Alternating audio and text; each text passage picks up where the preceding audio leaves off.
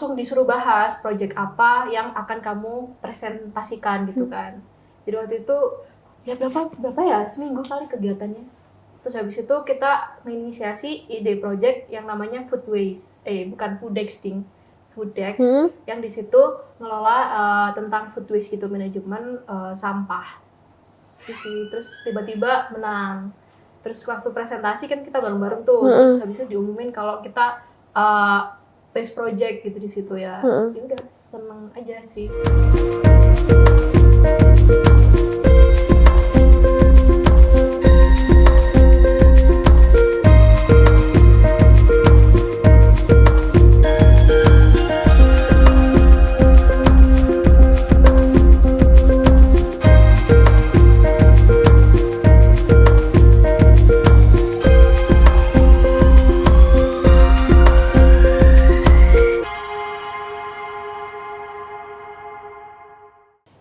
Halo Sobat Berita Caltim, salam sehat dan salam sukses untuk kita semua. Dengan saya, Resta Ayu, akan menemani Anda dalam beberapa menit ke depan dalam podcast spesial Muda Berbicara. Di samping saya sudah hadir narasumber hebat bernama Kak Adinda. Hai Kak Adinda, apa kabar? Sehat? Alhamdulillah baik. Kapan terakhir kita ketemu? 2018 ya sih? Ospek Maba. Baru 2018 ya, berarti berapa tahun yang lalu ini? Sekitar 4 ya, kurang lebih.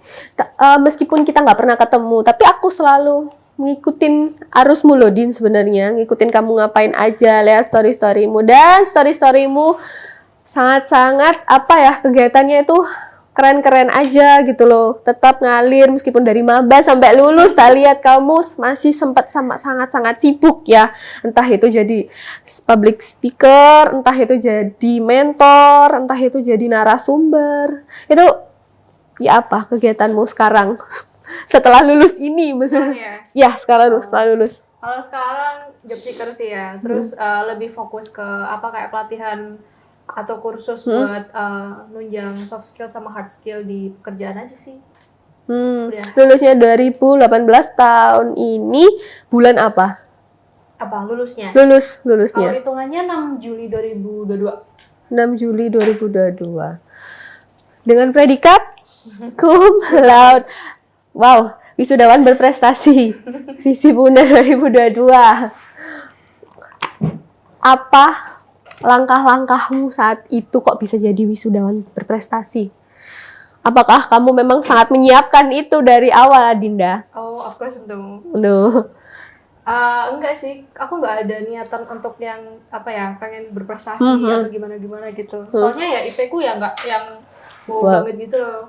Karena emang aku juga nggak nata itu dari awal. Soalnya bahkan semester berapa ya? Semester 4 kali ya. Aku ada niatan mau move kuliah malah. Move kuliah lah, ngapain? Di Poltek Bank Surabaya. Iki partnerku gak ada naikin ya BTW untuk ngapain?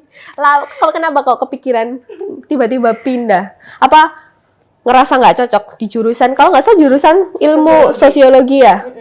Kenapa saat itu ngerasa nggak cocok? Ya biasa lah ya, kayak biasanya kan semester ya 1 sampai 2 tahun pertama itu bukannya kayak kita cari jati diri gak sih? Iya, senang-senang dulu. Kayak cocok ya aku di sini ya. Aku ngapain ya di sini ya? Kayak fase-fase stagnan gitu loh. Terus karena kakakku orang Poltek Bank gitu kan. Terus kayaknya kok menarik, apa coba aja ya gitu kan. Jadi aku waktu itu juga nyoba stan juga, tapi stan aku nggak mau, cuma orang tua aja. Jadi nggak aku niatin gitu loh belajarnya. Kalau yang Poltek Bank gagal dipantukir. Jadi kayak udah pamitan sama teman-teman, maaf ya teman-teman aku mau pamit. Terus balik lagi. Aku no komen dah. Jadi kayak gitu. Tapi meskipun kamu ya istilahnya di sosiologi nggak nyaman gitu ya mungkin, tapi kamu jadi pemenang Best Project SDGs Presentation Asia Pasifik ya, SDGs Summit 2021 itu gimana awalnya? Kok bisa? Ya, jadi kan karena tadi ada sambungannya juga kan dari gagalnya pantukir kan. Itu sempat gak mau kuliah. Karena kayak malu, terus IPK-nya udah kayak beberapa anjlok gitu kan. Kayak aku seorang kamu ya IPK anjlok ya? Iya bener. Gak percaya aku. Masalahnya sebenarnya ada anjlok. Di bawah 3 dah? Enggak juga sih. Iku duduk anjlok, Dinda. Bukan anjlok itu namanya. Wah. Beneran deh. Terus Habis itu waktu balikan, saya tuh kayak bilang gini, udahlah, gak perlu peduliin omongan orang gitu kan. Kalau misalnya orang-orang nggak tahu sosiologi dan nggak tahu jadi apa, berarti kamu harus tunjukin sosiologi yang beda gitu kan. Akhirnya aku dengerin, aku balik langsung beberapa momen aku langsung ikut peserta terpilih di International Forum in the Advancement of Culture dari Kemendikbud kan. Itu ngapain itu? Kayak forum conference internasional gitu loh di Jakarta. Ngobrol aja. Jadi kayak aku waktu itu sedihnya apa gitu kan. Kayak, aduh aku gak boleh diem aja deh, pokoknya harus gitu biar gak nangis kan. Kayak waktu itu kan yang kenal lagi gitu kayak sedih banget gitu sih. Terus habis itu dapat beasiswa Bank Indonesia unggulan 2 tahun. Jadi kayak di situ udah mulai oh ya udah berarti ini aku harus semangat sama IPK dan segala macam. Nah, sampailah di SDGs itu juga kaitannya. Itu persiapannya seperti apa kamu awalnya? Yang mana? Yang SDGs. Biasa sih. Karena itu sebenarnya kalau yang SDGs presentation itu kan kayak teamwork gitu kan, satu tim. Jadi kayak kita tuh dalam konferensi itu dibagi beberapa tim. Ada yang dari beberapa luar negeri juga gitu, ada yang juga, tapi paling banyak Indonesianya sih. Nah, waktu itu kita langsung disuruh bahas project apa yang akan kamu presentasikan gitu kan. Jadi waktu itu ya berapa ya, seminggu kali kegiatannya. Terus habis itu kita menginisiasi ide project yang namanya Food Dex, yang di situ ngelola tentang food waste gitu, manajemen sampah. Terus tiba-tiba menang. Terus waktu presentasi kan kita bareng-bareng tuh, terus habis itu diumumin kalau kita best project gitu di situ ya. Ya udah seneng aja sih. Aku ngerasanya bukan individu ya, tapi emang itu ide bareng aja sih. Itu berapa istilahnya dari kelompok seluruh negara ya berarti ya yang ikut. Saat itu musuhmu yang istilahnya musuh yang paling istilahnya potensi untuk menjadi pemenang dari mana? Saya sama Indonesia kah atau dari luar negeri malahan? Sebenarnya campur-campur ya. Jadi maksudnya ada yang kayak satu tim, ada yang dari Indo, ada yang dari India. Jadi kayak mix gitu, gak bisa kayak oh itu tim dari Amerika, enggak. Jadi kayak mix itu yang ditentuin dari panitianya sendiri. Jadi waktu kita jadi peserta, kita udah dibagi gitu loh timnya antar negara. Jadi emang kita juga disuruh kenalan di situ kan. Nah terus waktu itu untuk idenya sih sebenarnya kompetitornya apa ya? Idenya bagus-bagus, tapi kan yang paling bagus adalah ide yang possible ya, maksudnya runtut dari grassroots sampai ke atas gitu kan, maksudnya kayak oh ini tuh kayak possible. Cuman kalau menurutku sih dari situnya ya, mungkin kalau aku kan kayak food waste yang ngelola community development, terus ada kayak sustainability-nya gitu kan, jadi kayak oh ini mungkin peluangnya besar gitu loh untuk terapkan. Jadi kayak tapi ide yang lain tuh juga bagus, tapi mungkin dilihatnya dari possibility-nya itu sih. Kenapa kamu milihnya project food waste itu? Kayak lebih apa memang lagi marak kah sekarang atau memang itu yang jarang dibahas dengan orang-orang yang lain gitu? Menurut aku sudah lumayan dibahas, cuman kurang apa ya, banyak yang concern di situ juga gitu. Kayak misalnya sesederhana misalnya kita kalau di restoran kan kayak makanan tuh ada di sekitar kita ya, kita nggak habis makan dibuang.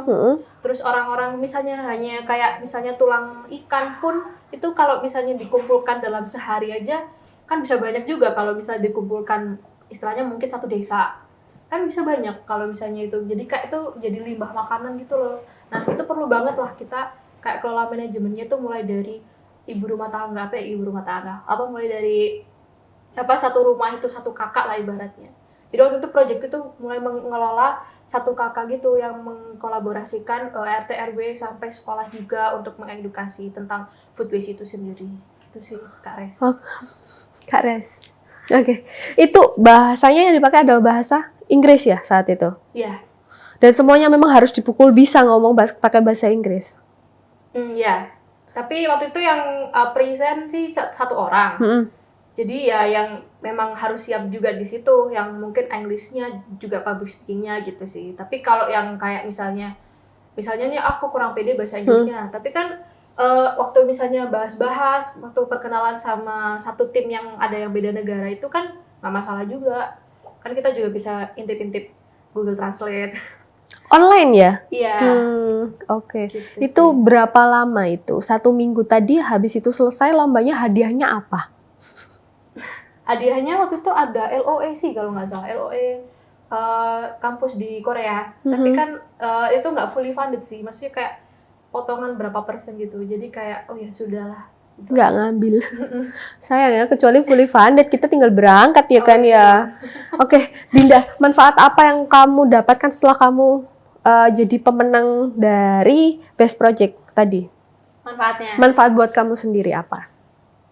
Lebih pede aja, lebih pede secara public speakingnya, terus nggak minder sama orang luar negerinya, terus nggak minder sama kayak kan kita kenalan tuh juga yang Indonesia antar univ juga kan, jadi kayak kita nggak minder lah intinya, kayak kita sama aja gitu loh, terus kita bisa open apa ya networking lebih luas lagi gitu.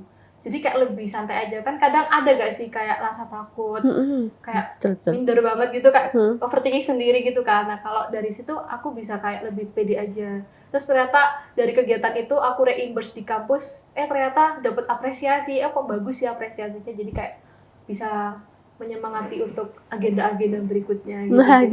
Agenda berikutnya. Ketika manfaat itu kan kamu yang ambil ya, hasilnya kan kamu jauh lebih pede untuk ngobrol secara public speaking. Kalau untuk manfaat yang bisa kamu bagikan ke orang-orang lain, apa? Ini manfaat orang lain siapa nih? Masyarakat. Masyarakat. Boleh saat di universitas juga, mungkin buat adik-adiknya. Oh iya. Ya berarti sesuai dengan omongan ayahku tadi ya. Mungkin ini juga bisa jadi referensi untuk adik-adik dari sosiologi maupun juga mungkin FISIP atau mungkin kampus yang jurusan lain lah. Ya maksudnya kita pun kayak dari jurusan manapun, asalkan kita punya semangat untuk belajar sama trial error itu kayak kita bakal nemuin jalannya gitu loh. Misal even kita nyoba misalnya 10 kali lomba deh, tapi 9 kali gagal, 1 kali menang kan it's okay. Kayak misalnya 1 kali menang ini bisa membayar kegagalan 9 kali tadi kayak gitu loh. Jadi ya mungkin bisa jadi referensi buat adik-adik juga. Kayak misalnya khususnya FISIP ya, kayak kita tuh juga jadi dokternya masyarakat loh, kita tuh jadi penganalisa masyarakat, jadi kayak kita nggak perlu minder kayak spesialisasi kita apa, mau jadi apa kita gitu, kita tuh bisa kok membaca masyarakat, apalagi kalau sosiologi yang bisa lebih dalam lagi liatnya, jadi kayak mungkin bisa jadi referensi adik-adik biar bisa lebih semangat lagi kuliahnya, terus ikut lomba sana sini, soalnya kalau nggak ikut lomba sana sini tuh kita kurang referensi. Referensi sebagai teman, iya, referensi ilmu ya. Iya. Mungkin ada lagi Kak Dinda? Udah sih, lebih lebih ke aku pengen jadi salah satu referensi adik-adik yang mungkin juga merasakan hal yang sama di semester di 1-2 tahun pertama seperti yang aku rasakan. Yang sempat bingung untuk melanjutkan, tetapi tetap juga dilanjutkan sampai lulus jadi wisudawan berprestasi. Sempat gak nyangka ya awalnya ya, pasti. Karena kan gimana ya, kita kenanya udah lama. Oke, Kak Dinda pernah jadi Duta Damai Jawa Timur BNPT RI ya? Yep. Itu gimana ceritanya kok bisa tiba-tiba jadi Duta Damai? Itu memang awalnya itu Duta Damai ini diciptakan untuk apa sebenarnya Duta Damai? Oke. Duta Damai ini diciptakan oleh BNPT RI, Badan Nasional Penanggulangan Terorisme RI. Itu memang untuk tindakan preventif nih untuk anak-anak muda di dunia maya untuk bisa lebih mengenal peace itu sendiri. Kayak maksudnya kita tahu ya kayak konten-konten yang lebih damai, entah itu secara agama, gender, terus apalagi ya, agama, gender, dan banyaklah yang intinya menangani isu-isu intoleransi sama terorisme, diskriminasi gitu-gitu. Nah, waktu itu ada referensi tuh tiba-tiba muncul di media sosial kan, terus aku lihat. Aku sih emang dari dulu kayak pengen punya kerentekan, pengen jadi duta, tapi tidak mau menonjolkan sisi fisik karena aku tidak bisa menonjolkan sisi itu. Tapi setahu saya selempangmu banyak ya, duta-dutaan ya. Dua. Duta pemuda iya loh. Kamu tak sentil loh kalau kamu bohong. Iya, kan 2. Lanjut. Soalnya aku pernah kelas berapa ya? Kelas 3 SMA. Iya, kelas 3 SMA. Aku tuh apply salah satu duta di Sidoarjo. Nah, tapi kalau duta di Sidoarjo tuh kayak lebih nonjolin fisik lah. Jadi kayak aku tidak menjual dan aku tidak lolos gitu kan.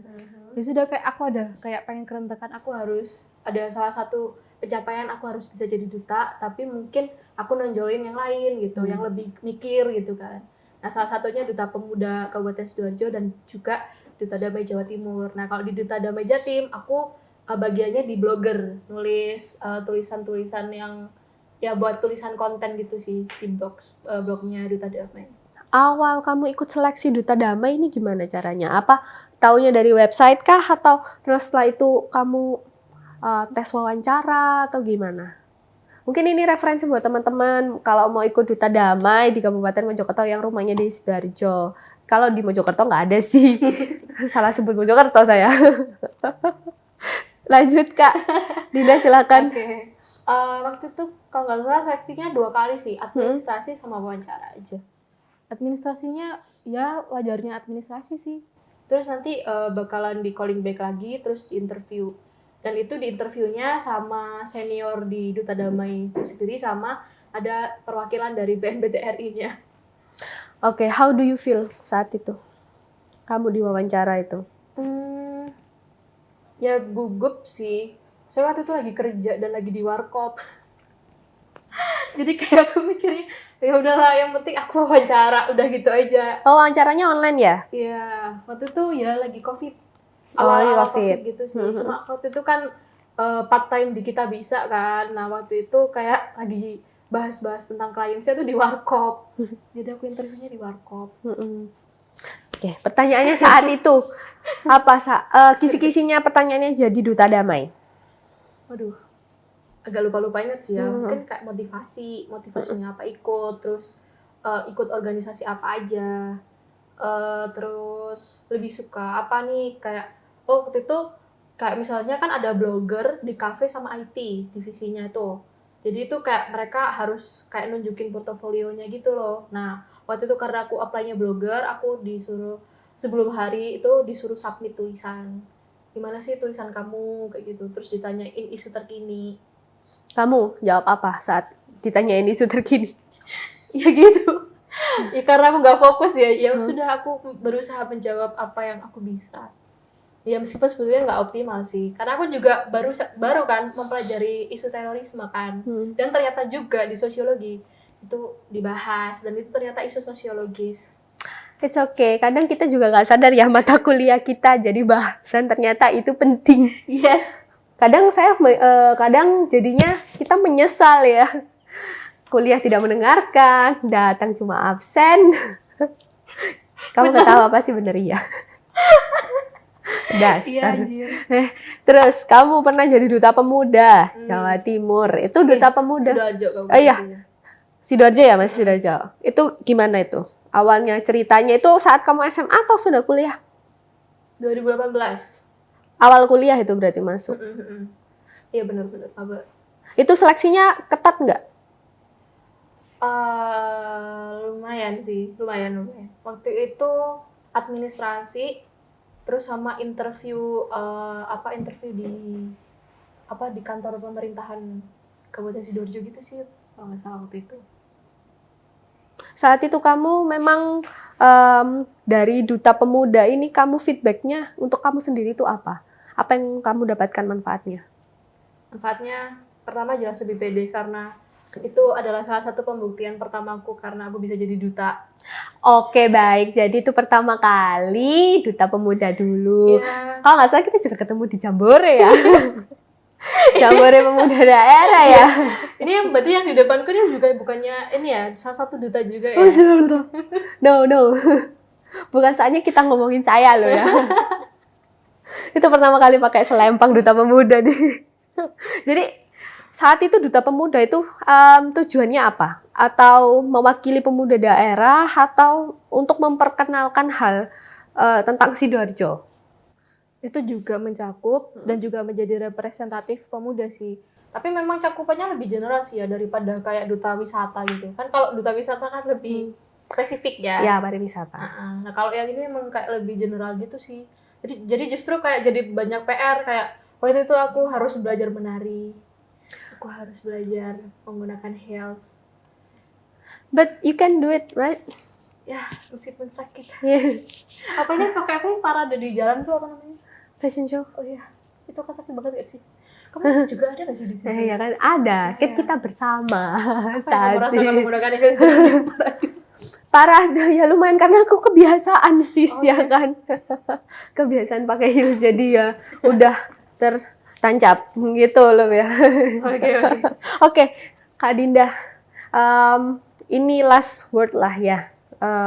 Jadi mungkin ada pesan-pesan dari Kak Dinda untuk teman-teman mahasiswa atau teman-teman Kak Dinda sendiri yang bingung arahnya kuliahnya mau kemana. Kan Kak Dinda sempat bingung tuh antara dua pilihan gara-gara di Poltek Bank ataupun di Universitas Airlangga ya. Mungkin ada nih tips-tipsnya dari Kak Dinda sendiri. Oke.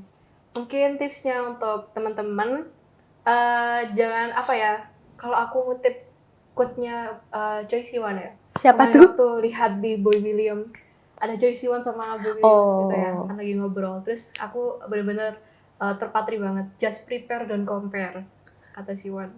Jadi kayak ya udah gak usah compare kita sama orang lain, just prepare aja gitu loh. Even kita nggak tahu ya specifically kita di mana gitu kan. Bisa aja tiba-tiba mungkin bisa jadi jalannya teman-teman misalnya di tahun kedua ternyata jalannya harus dipindah gitu kan, pindah kuliah atau pindah sekolah. Mungkin bisa jadi, tapi bisa jadi juga ternyata itu juga bukan jalan kita dan harus kembali lagi gitu loh. Jadi ya udah kayak kita prepare aja diri kita sendiri. Terus kalau kita kehilangan motivasi di tengah-tengah, berarti kita harus ingat fase di mana kita apply yang nol pertama kali. Jadi kayak maksudnya misalnya dulu niat aku apply sosiologi itu niatnya dari awal tuh begini. Jadi ya udah ini yang aku harus pertanggungjawabkan dan tuntaskan sampai akhir gitu. Jadi mungkin itu sih. Jadi cari referensi sebanyak-banyaknya gitu. Kalau misalnya kurang motivasi lagi, cari referensi panutan. Jadi misalnya kalau Karesta di ilmu komunikasi, siapa sih panutan aku ilmu komunikasi? Di kampus siapa, di FISIP siapa, di UNER siapa, secara nasional siapa, secara internasional siapa. Jadi kayak biar Pak Suko. Widodo. Jadi kayak lebih semakin spesifik referensi itu kayak semakin bakalan bikin semangat kita nggak pernah padam sih. Jadi itu aja sih, mungkin semakin kamu menemukan referensimu, semakin kamu semangat, maka kamu semakin menemukan keotentikan diri kamu sendiri yang bisa membedakan kamu antara dengan yang lainnya. Keren. Keotentikan diri sendiri, jadi diri sendiri ya. Meskipun bingung milih yang di mana, tetaplah jadi diri sendiri dimanapun kita berada. Mungkin seperti itu. Oke, ini kalau ngomongin lebih banyak lagi akan lebih lama. Jadi istilahnya waktunya kita terbatas ya saya. Jadi terima kasih ya Kak Dinda sudah mampir di podcast ini. Sehat-sehat selalu, dijaga kesehatannya ya. Oke, teman-teman, saya Resta dan Kak Adinda pamit undur diri. Terima kasih, sampai jumpa kembali.